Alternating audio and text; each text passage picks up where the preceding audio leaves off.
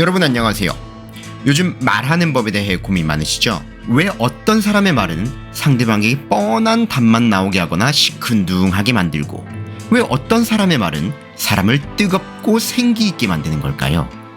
요즘 챗GPT를 비롯한 대-AI 시대를 맞이해서 어떻게 질문해야 하는가에 대한 중요성이 엄청나게 높아지고 있습니다. 과연 좋은 질문의 비결은 뭘까요?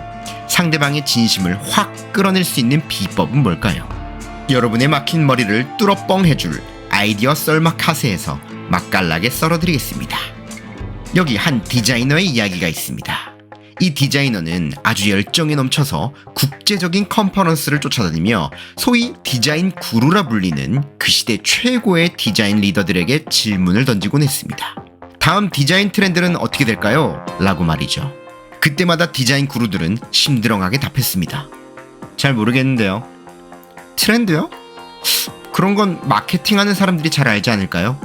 항상 원하는 답을 듣지 못하던 디자이너는 아주 낙심하던 중에 어느 해 질문을 바꿨습니다.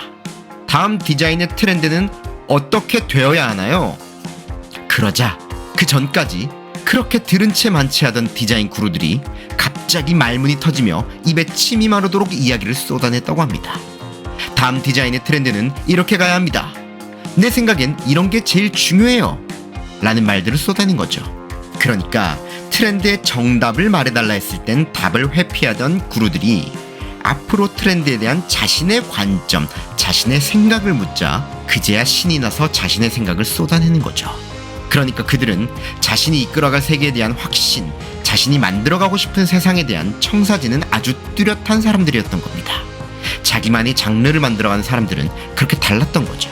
이렇게 사소해 보이는 질문의 차이가 엄청나게 다른 답을 끌어낼 수 있다는 걸 알 수 있습니다. 또 다른 예를 보겠습니다. 여러분, 사람들에게 부탁을 할 때 어떻게 하면 부탁을 들어줄 성공률을 확 높일 수 있을까요? 최근 미국에서 여기에 관한 아주 신박한 연구 결과가 나왔습니다. 그것은 바로 사람들에게 무언가를 부탁할 때 동사 대신 명사를 쓰면 아주 효과가 좋다는 겁니다. 이게 무슨 말이냐고요? 예를 들어 보겠습니다. 어떤 업무를 그냥 도와달라 라고 하는 대신 도우미가 되어달라 라고 했을 때 실제 도움을 받을 확률이 3분의 1이나 더 높아졌다고 합니다. 또한 투표하라 라는 말 대신 투표자가 되어주세요 라고 하는 말로 요청했을 때 투표율 역시 15%나 더 증가했다고 합니다. 놀랍지 않나요? 사람들은 대체로 자신이 좋은 사람으로 비치길 원하는 심리가 있습니다. 따라서 딱 한 번의 행위에 불과한 도와주기, 투표하기 이런 것보단 말 그대로 좋은 사람이 되는 것처럼 느껴지는 도와주는 사람, 투표하는 사람 이런 명사로 긍정적인 정체성을 부여했을 때 훨씬 더 적극적으로 반응한다는 게 연구진의 설명입니다.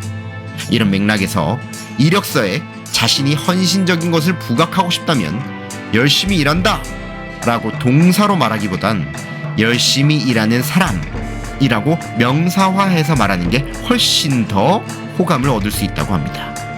사소하지만 결정적인 말하기 스킬, 어쩌면 여러분의 운명을 조금은 바뀌게 할지도 모르는 꿀팁 아닐까 싶습니다.